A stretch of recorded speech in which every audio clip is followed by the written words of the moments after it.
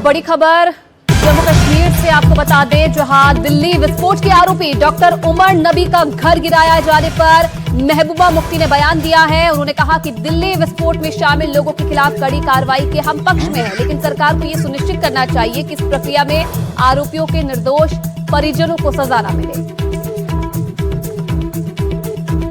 तो यहाँ पर जो दिल्ली में घटना हुई थी उसमें जो आरोपी था उसके घर को यहाँ पर नमतोज किया गया और इसी पर एक तरह से सियासत अब होती हुई दिख रही है। महबूबा मुफ्ती ने इस पर प्रतिक्रिया दी है और वो यहाँ पर ये कहती हुई नजर आ रही है कि जिस तरह इस तरह के लोग हैं जो इस तरह की गतिविधियों में शामिल रहते हैं उनके ऊपर कार्रवाई तो होनी चाहिए, उसके जो पक्ष में है वो, लेकिन साथ ही उन्होंने ये भी यहाँ पर कह दिया कि सरकार ये सुनिश्चित भी करे कि जो आरोपी हैं उनके निर्दोष परिजनों को इस बात की सजा न मिले।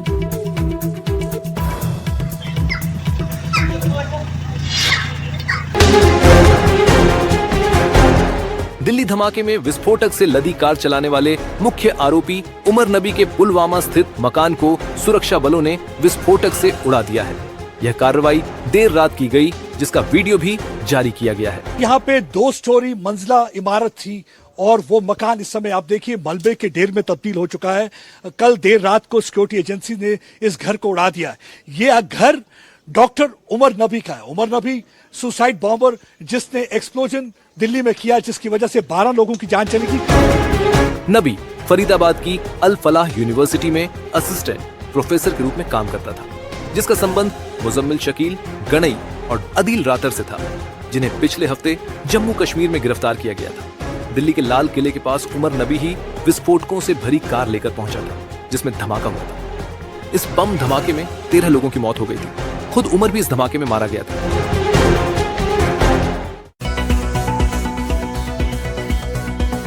आगे बढ़ते हैं और आपको पुणे से खबर दिखाते हैं। पुणे के नवले ब्रिज के पास भीषण सड़क हादसा हुआ। इसके बाद ट्रैफिक पूरी तरह से यहां पर ठप हो गया। दुर्घटना के बाद हाईवे पर कई किलोमीटर लंबा जाम लग गया। इसकी हैरान कर देने वाली तस्वीरें भी सामने आई है और उसके बाद कैसे हालात वहां पर पैदा हो गए, इस 1 मिनट की रिपोर्ट में आपको दिखाते हैं।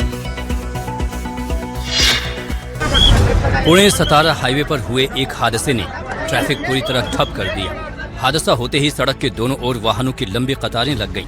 कई गाड़ियां धीरे धीरे रेंगती रहीं, जबकि कुछ पूरी तरह जाम में फंसी रहीं। ड्रोन फुटेज में हाईवे का नजारा ऊपर से साफ दिखाई देता है। सड़क पर सिर्फ गाड़ियों की भीड़, ट्रक, बसें, कारें सब एक दूसरे के पीछे जाम में फंसे हुए। पुलिस टीम मौके पर पहुंचकर ट्रैफिक को हटाने की कोशिश करती दिखी, लेकिन भीड़ इतनी ज्यादा थी कि उसे काबू करने में समय लग गया। कई घंटों की मशक्कत के बाद हाईवे पर ट्रैफिक सामान्य किया जा सका। दरअसल पुणे सतारा हाईवे पर ब्रेक फेल होने से बेकाबू ट्रक कई गाड़ियों से टकरा गया।